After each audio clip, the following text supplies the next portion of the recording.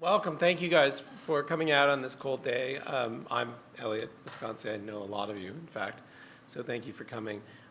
My thoughts about today's meeting were pretty straightforward, which is that I'm going to talk for maybe 15 minutes, no more than that. I really don't want to broadcast a lot of this. I really would like us to have a robust discussion among colleagues rather than a presentation. So what I'm going to do is run through some presentation stuff here, and then we can sort of immediately go into Q&A discussions and really sort of put everything on the table.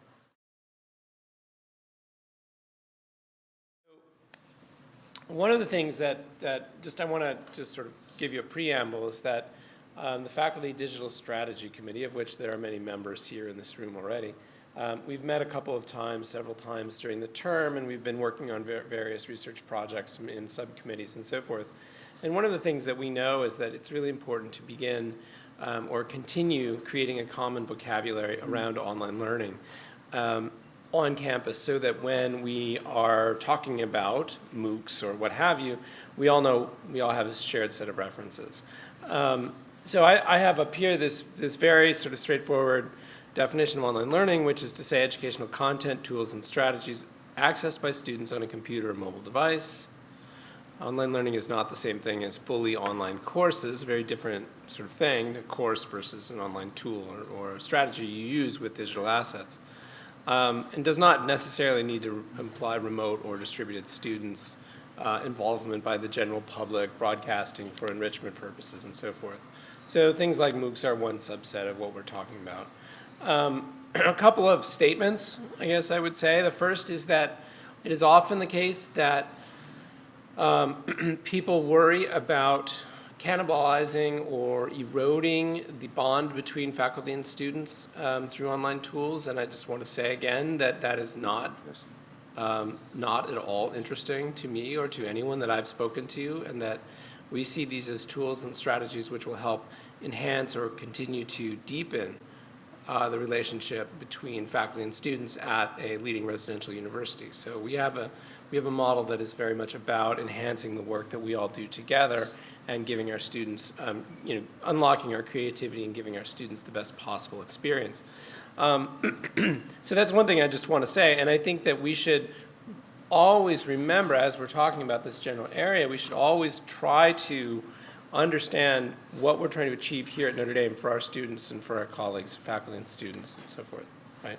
So we want to make sure that we're serving our students best, and we keep that very much in front of our mind. So one of the other common vocabulary questions is this whole thing of the MOOC, the Massive Open Online Course, and as I'll talk about, the last academic year was very much the year of the MOOC. And the movement, I guess you might say, there have been open educational resources for decades, as long as there's been things like the Open University and so forth. There have been open educational resources, and those resources are getting higher in quality, easier to access, and so forth as we move forward. But the advent of the idea of the massive open online course, again, it's not anything that's particularly new, but there were new technologies which allowed us to, as an industry, to address learners at scales that were heretofore no longer possible. So we'll talk a little bit about that in the future. One of the things that we've noticed, and I heard this very, very repeatedly when I was in Cambridge visiting Harvard and MIT a couple weeks ago, and one of the great sort of strategic aims, I guess you might say, of both of those institutions is to think in terms of modules rather than courses. So not thinking about setting up a fully realized course, but a smaller, shorter module, and to stitch together modules, and we'll talk about that. The other big question that often comes up is the question of enrichment versus accreditation. That we've already been working in things like OpenCourseWare on creating open resources for the public as enrichment. When you start attaching credit to an online course, then it becomes a very different calculus. And so that I think we should think about, as part of our conversation, we should think about the distinction between enrichment content and enrichment type material and programs, and then accredited courses, and how we want to think about accreditation is a very important question. So those are a couple of the common vocabulary questions. Today's meeting is largely going to be focused on things like MOOCs, or what you might call outbound educational content. So things that we project into the world, I think would be a good place to focus today. I wanted to mention very briefly a few things about Semester Online. We have one of our teachers here, Peter Holland, is right over there. Semester Online has been a bit of a struggle. There's been some rethinking that the vendor approached the different universities about, and to sort of think about how to make it sustainable going forward. The students have generally had a very positive experience, and I know if Peter has more to say, I'm sure we'll have time for that. One uniform, I'm going to flatter you for a second. One uniform piece of feedback that I've heard is that both of our instructors have been widely praised by each of the students. That each student has said, I really love this opportunity to study with Professor Holland or Professor Moss. That's been fantastic, and so forth. So the students generally have been having a very positive experience. The numbers are very low. They continue to be very low across the consortium. Most courses right now in single digits, actually. Couple that are in the double digits. And what we're proposing to do is to maintain what we've got, but to do no more new development in that particular venture. So the MOOC, the MOOC and post-MOOC world, it seems a little silly, and yet there it is.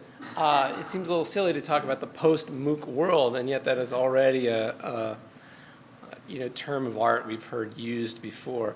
So the MOOC, the year of the MOOC, last academic year was very much the year of the MOOC. As you know, there's been a lot of hype. There were a lot of enormous, the news cycle. You couldn't seem to get away from conversations about MOOCs and so forth. And so one of the questions always is, why the hype? What's the big deal? Why all of a sudden is there this new model, right? And a couple of the answers are really related to technology. So a couple of the answers are that it was possible and became, very, I guess you might say, widely practiced. It was possible to serve a much larger number of learners than was heretofore possible, partially by way of giving, partially by way of creating new platforms, the Coursera platform, the edX platform, that would allow video to be distributed at massive scale. You could have, in the advent of cloud computing and so forth. There are a lot of technological affordances that allowed for those courses to stand up in ways that they were, only very, I guess what you might say, they were only small in scale prior to that. If you had an online course, you could do it, but it would be very small in scale, and the user experience was, generally speaking, not very social and pretty static. So we had a lot of traction, a lot of anxiety, a lot of news about MOOCs, and then now we're already seeing the model start to evolve. One of the things that I suspect everybody will know and will have heard is that there's pretty profound decay from registration to completion. That if you have 35 or 40,000 registered students or learners, that number decays pretty rapidly to the point where you might get 7,000 or 700 people who complete the course and get a certificate. That's only a real concern if you are thinking about the course as some sort of requirement, right? Or that it's essential that the student complete the course. If you're not concerned about that, if it's enrichment and you're giving it away for free, it doesn't really matter that much if students complete the course or not, or learners complete the course or not. Of course, you want it to be sticky. You want people to remain in the course. But one of the kind of consequences of that is that people have started to move in the direction of shorter courses, modules, 3-week courses, 5-week courses, team-taught units, which are a little bit more user-friendly for the learners out there who may not have the time or the appetite to take a 14-week semester-long course. And so that one of the interesting sort of current phenomena is the move from the standalone semester equivalent course into these shorter modules, shorter courses, which can often also be team-taught. So And there are good, there are good arguments for in terms of access to education arguments and enrichment arguments, and that you will hear this a lot, and probably have heard this a lot, that these are open educational resources. Anyone with a laptop can take a course and improve their lot in life, and that's not insubstantial. That's certainly something we've seen before with things like open educational resources. So we can talk some more about that. I just, again, wanted to survey this very, very quickly. The financial models do remain uncertain. And I think that as the space continues to move and evolve, people are going to see how to make this sustainable. Because, from a university perspective, you want these kind of programs to be sustainable, not necessarily revenue generating, but sustainable at the very least. Okay. So some of the affordances, you might be saying to yourself, well, why are we bothering with this at all? What's the advantage? So some of the affordances that we've seen already in researching the area. In some cases, learning outcomes are easier to track. There's a lot of dispute about whether or not these new technologies really improve learning outcomes, or if they stay the same. But learning outcomes are certainly easier to track, and you can get enormous amounts of learner data from these kind of courses and experiences. The one thing I've heard a lot in travels and so forth is the idea of a virtuous cycle. The idea being that if you stand up a massive course and you've got 35,000 learners taking a course on US history or big data or what have you, even if you have decay of numbers and so on, you have a lot of eyeballs on course materials, you've got a lot of participation, and you're going to learn pretty quickly what works and what doesn't work. You'll learn if you're doing a good job with a particular unit. You'll learn if everybody fails your quiz. You'll learn that you have to, you maybe want to improve that particular asset. So the idea being that there's a virtuous cycle of continuous improvement between, when you stand up an open course, it will then feed back to you as the instructor input about what you're doing well and where you can do other things to address your learners more effectively. So that's something we've heard a lot about, the idea that you're going to learn a lot, we're going to research what works, and we're going to understand what works. And that's certainly something I think we can bring on board. We can see if a module or a unit works for us, and then we can use it with our own students and make it more effective. Another affordance of these kind of tools is that they become scale agnostic. And that is to say, you can use the same platform for a Notre Dame course. You don't have to have any learners anywhere else. But you can use some of the same tools and some of the same strategies with a platform, with an online or a set of resources, and use it purely for your on-campus group. You're teaching intro to physics, right, or chemistry, or intro to Shakespeare in my case, what have you. And you can use the same platforms and the same tools and never involve anybody outside of the university. And so you can leverage those tools and strategies. I'll give you an example. At edX, I was talking to the edX folks, and they are building a tool, and this isn't my own discipline, but they're building a tool that will allow all of the learners in an American poetry course to scan or to read an audio, read their their interpretation of a line of poetry, and put stress on it. The way that one way we learn how to teach students about poetry is how do you put the stresses and so on, where should the stresses be and so on. And they've built a tool that will allow students to upload that audio into the platform, and that will layer it so that you can see patterns of how students are understanding the meter of a particular poem. That's a great tool that they're going to use on campus, and that they're also going to pilot or use with their learners worldwide. And so the more of those kind of tools that emerge, the more we'll be able to use them on campus for our own students as well as for others if we like. Another great affordance is analytics. As I've said, the idea of understanding how learners are thriving, or how they are, if you have a problem set, for instance, that gives you feedback, you'll understand how students are managing their workload, how students are performing. If they're struggling, then you're going to be able to address them. And that's something we can learn with these tools, again, and apply here on campus. Certainly one of the reasons people have said, found MOOCs very attractive, is the idea of building relationships on a global scale, connecting with learners worldwide, getting the university, and I think most often the faculty member's research and teaching onto a global stage. That's certainly something that people who have taught these kind of courses have found to be very beneficial for their own sort of academic work and so forth. And then, of course, we also have ways of supporting partners and giving strategic support to partners. So, for instance, if the university decided to create a set of learning materials and distribute them to, for instance, American Catholic schools, right? That'd be a way of supporting strategic partnerships, right? To give people some more tools and so forth.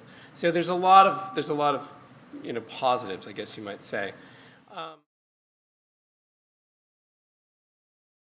There are certainly plenty of things to be concerned about, and these are some of the things that we've heard and talked about. Certainly, there's concern about the undue influence of third-party vendors and for-profits, right? Universities always have deals with for-profit companies. That's not anything new and surprising, but the undue influence of third-party vendors and for-profits who are managing the course experience and the curriculum is a concern, something we should confront candidly. The outsourcing of jobs and instruction, the erosion of the classroom, these are concerns that have been aired, I would say, with some regularity. I think that if we approach this question sort of straight up, we see these as tools that will enhance what we're doing and will supplement our relationship to our students, as it were, that you put a platform, you put some video on a platform and help your students have a better experience. I think we're enhancing their work rather than eroding that bond. The outsourcing of jobs and instruction is a harder question. I haven't seen a lot of evidence to suggest that is unfolding because of MOOCs in any way. Now, over time, there's always going to be some change, but so far I haven't seen any evidence of that. Some other concerns and cautions that I just want to air on the table. Whenever you're partnering with somebody, you want to make sure that they're understanding who you are and what your interests are. Vendors sometimes are flexible or inflexible. They've got their agenda and we've got our agenda, and if those match up, great, and sometimes they don't. If we want to move quickly in one area or more deliberately in another area, you can often see some friction. A couple of other concerns, faculty and university intellectual property considerations. When you beam something out into the world, out it goes, and you have relatively little control over what happens to it. So could somebody start giving credit for a Notre Dame, set of Notre Dame materials that they're using? Probably. Would we want that to happen? Probably not. But those are concerns. Anytime you broadcast, you're giving up a degree of control over that intellectual property. Certainly, promiscuous accreditation, I think, is very serious to the same effect. And then academic integrity. Right now, it's very difficult to validate learners' identities. Not a problem on campus, but in the MOOC world, it's very hard to. And if it's free and there's no credit, it's not really relevant. But when you start giving credit, if you want to give credit, you need to be able to validate the integrity of the experience, the identity, and so forth. And we're not there yet. One thing I wanted to speak about to some degree was Open edX. Open edX is an open source nonprofit free platform. This is the core platform that the edX partnership runs. And they have made it open source, meaning that anybody can come and use it and stand up what's called an instance, that is to say our own sort of university environment. The advantage of such a platform is that it's free and open source. It gives us maximal flexibility. It gives us a lot of tools already. So we could have a course or more courses on campus only using the edX, the Open edX platform in the spring without too much trouble. We would have to do some work on it, but we could move pretty quickly in this area. And the advantage of open source, of course, is that you have many, many minds contributing to improving the platform. So if you've got 10 university partners who are improving the platform, building new tools and features, they're then released into, they're continually released, and so the platform is continually getting better. Right, that's the idea. And I think it's an attractive model for all kinds of reasons. It's cost effective, it's nonprofit, It gives us flexibility, and so it's something I think we should take very seriously. And Stanford is very much pushing. They're pushing or leading this implementation. They've been very aggressive supporters of the idea of an open source, open edX platform. So I've got a couple of screenshots. The open edX course framework is pretty similar to a lot of these sort of modalities. You can see up here, there's a video interview with this is a science writing course. There's a nice transcript tool so that, any video you put up is going to have a transcript next to it, which in some cases is searchable, or if not, will be. So you can get, you can get a nice experience out of the open edX platform.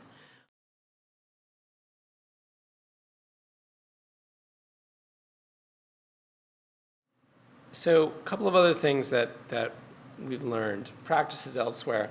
As I've said, there's a great preference for thinking in modules rather than courses, thinking in shorter increments, thinking, something that I'm really interested in is the idea of team-taught or program-wide implementations, or a department might say, well, we're going to set up 3 modules that are introductory content, and we're going to use those within our introductory courses.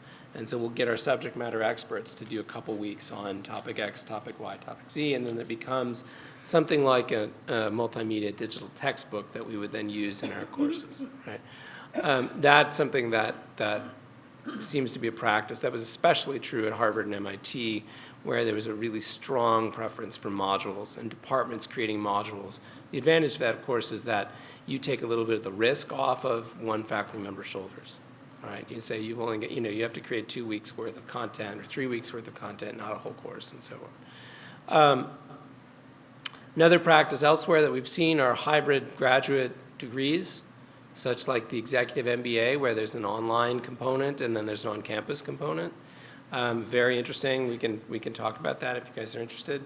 A couple of other really common practices. One was the idea that there absolutely needs to be an on-ramp for production, meaning that any one of us could say, oh, great, I want to do some online, I want to use some of these new tools. I want to use a platform, the Open edX platform. I want to do X, Y, and Z, but I don't know where to begin. How am I going to start? I've got so much on my plate already. Where am I going to start? And so we heard that refrain again and again and again, that there needs to be some sort of production on-ramp where faculty members can go and they can get course design, instructional design, information to help reimagine, map, and design a course to best use online resources. It's not to say to do all the work for any of us, but to get us far enough into the process, right? Far enough into the process that we can take ownership of it, and then also, become advocates for our peers and so forth. So there really needs to be an on-ramp, I guess you might say. Clear production pathways, and some stuff, we can't produce professional grade video. If we need professional grade video, we would have resources for that. There's also stuff you don't need professional grade video for. A podcast might be fine. Audio track might be perfectly fine. So that's part of the instructional design process, is helping faculty understand what the right tool is for any particular outcome.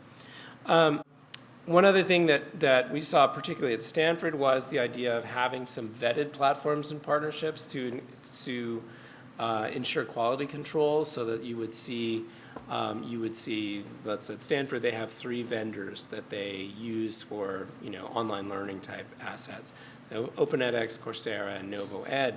And so they vetted those. They work carefully with those partners. They understand what it means to work on their platform. And by and large, the attitude was very faculty-centered. The idea is these are tools. This is software. These are tools that can help unlock faculty creativity. They can help faculty, reach learners worldwide if that's a priority. But mostly, they can help faculty do their teaching on campus in a way that's enhanced, you might say. And that was a very, very common through line that I saw in a lot of these conversations with colleagues and so forth. So a couple of things that, in terms of this, I'm going to wrap. A couple of things where I think we can focus our efforts. For Notre Dame in particular, I think we have an enormously committed, as you know, we have an enormously committed alumni body. This is an opportunity for us to engage with alumni if we were to do some small-scale courses. Certainly mission-centered and other university partner orgs we might want to partner with. We can engage with those partners worldwide. Certainly, I think we can build things like college readiness and onboarding short courses over the summer. So I could talk more about that, but the idea would be you give students, you give them an online experience prior to the moment they come to Notre Dame. It's a couple weeks. They read a common text, single book, or something like that, and then they start building some relationships prior to arriving on campus, right? Thinking like a scientist. What does it mean to think about science at the college or university level? Again, the kind of onboarding course that you could build, math readiness for college, et cetera. There's a lot of tools that you can use to serve our students in particular. We can connect our global gateways to home campuses in ways that are really driven by our own sense of priorities. So if we have, for instance, students abroad who would like to participate in a seminar with the rest of their major, we can do that with a platform in a way that is not about, revenues. It's simply connecting our distributed students, our undergraduates. And the other thing that I think is important and is a really exciting opportunity is that we can create more digital learning materials here.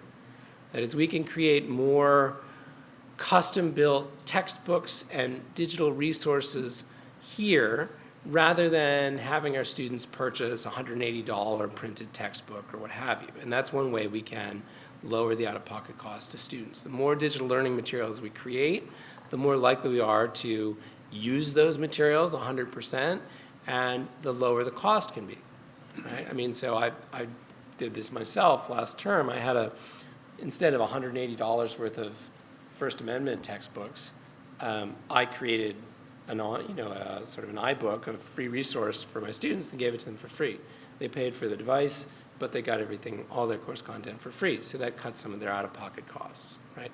So as much as we can do within what is reasonable, as much as we can do to create digital learning materials here, I think we will save our students some money and we'll give ourselves a better experience. I think the textbook is an important instrument, but I think it is largely starting to become replaced by loose collections of learning materials. And so I'd like to see us building as many of those materials here as possible.